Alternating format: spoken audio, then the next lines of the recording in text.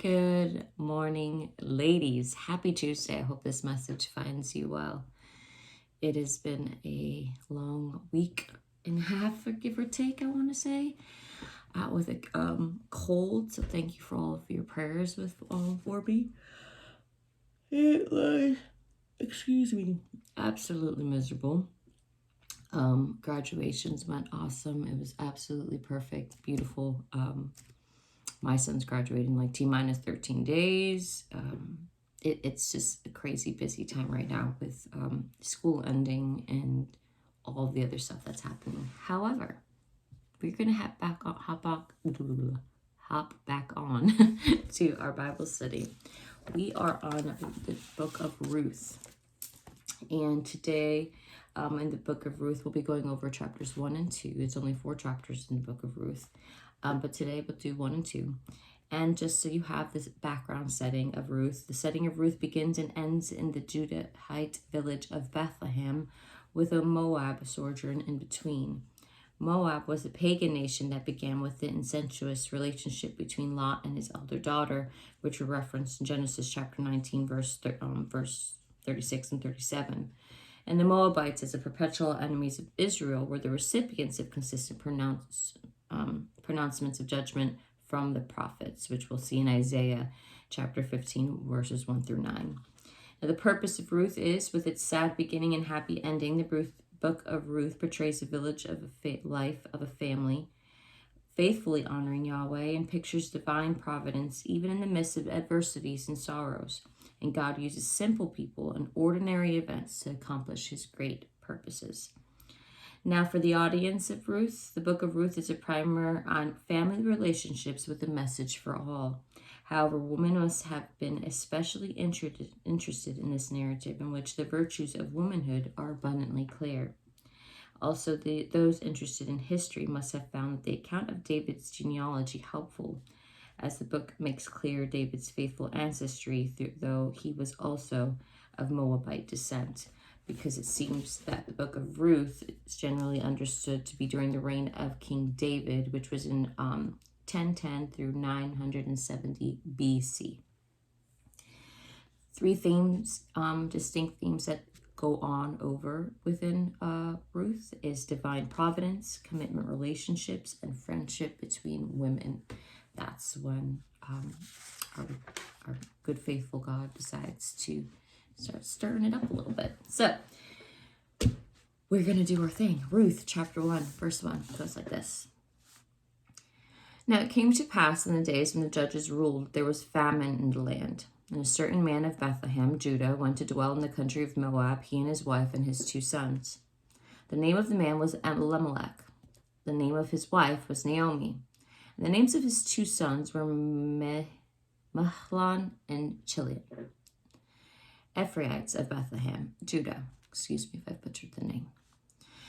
And they went to the country of Moab and remained there. Then Elimelech, Naomi's husband, died, and she was left and her 2 sons with her 2 sons. Verse 4, now they took the wives of the women of Moab. The name of the one was Orpah, and the name of the other Ruth. And they dwelt there about 10 years. Then both Mahlon and Chilion also died. So the woman survived her 2 sons and her husband. Verse 6, then she arose with her daughters-in-law that she might return from the country of Moab, for she had heard in the country of Moab that the Lord had visited his people by giving them bread. Therefore she went out from the place where she was, and her 2 daughters-in-law with her, and they went on the way to return to the land of Judah. And Naomi said to her 2 daughters-in-law, go, return each to your mother's house. The Lord deal kindly with you, as you have dealt with the dead and with me. Verse 9, the Lord grant that you may find rest, each in the house of her husband. So she kissed them, and they lifted up their voices and wept. And they said to her, surely we will return with you to your people. But Naomi said, turn back, my daughters. Why will you go with me? Are there still sons in my womb, that they may be your husbands? Turn back, my daughters, go, for I am too old to have a husband. If I should say I have hope, if I should have a husband tonight and should also bear sons, would you wait for them until they are grown? Would you restrain yourselves from having husbands? No, my daughters, for it grieves me very much for your sakes that the hand of the Lord has gone out against me. Then they lifted up their voices and wept again, and Orpah kissed her mother-in-law, but Ruth clung to her. And she said, Look, your sister-in-law has gone back to her people and to her gods. Return after your sister-in-law. But Ruth said, Entreat me not to leave you, or to turn back from the following after you. For wherever you go, I will go, and wherever you lodge, I will lodge. And your people shall be my people, and your God, my God. Where you die, I will die, and there will I be buried. The Lord do so to me, and more also, if anything but death parts you and me. Verse 18, when she saw that she was determined to go with her, she stopped speaking to her.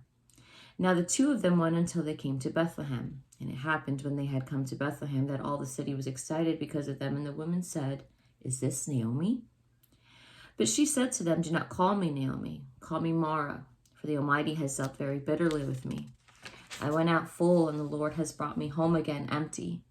Why do you call me Naomi, since the Lord has testified against me, and the Almighty has inflicted me? So Naomi returned, and Ruth the Moabites, her daughter-in-law, with her, who returned from the country of Moab. Now they came to Bethlehem as the beginning of the barley harvest. Around Ruth chapter 2, verse 1. There was a relative of Naomi's husband, and a man of great wealth of the family of Elimelech. His name was Boaz. So Ruth the Moabite said to Naomi, Please let me go to the field and glean heads of grain after him, in whose sight I may favor. And she said to her, Go, my daughter. Then she left and went and gleaned in the field after the reapers. And she happened to come to the part of the field belonging to Boaz, who was the family of Elimelech. Now behold, Boaz came from Bethlehem and said to the reapers, The Lord be with you. And they answered him, The Lord bless you. Then Boaz said to his servant who was in the charge of the reapers, Whose young woman is this? So the servant who was in charge of the reapers answers and said, It is the young Moabite woman who came back with Naomi from the country of Moab.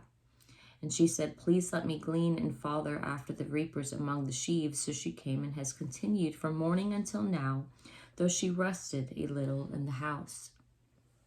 Verse 8, Then Boaz said to Ruth, You will listen, my daughter, will you not? Do not go to glean in another field, nor go from here, but stay close by my young women. Let your eyes be on the field which they reap, and go after them. Have I not commanded the young men not to touch you? And when you are thirsty, go to the vessels and drink from what the young men have drawn. Verse 10, So she fell on her face, bowed down to the ground, and said to him, Why have I found favor in your eyes, that you should take notice of me, since I am a foreigner? And Boaz answered and said to her, It has been fully reported to me all that you have done for your mother-in-law since the death of your husband, and how you have left your father and your mother in the land of your birth, and have come to the people whom you did not know before.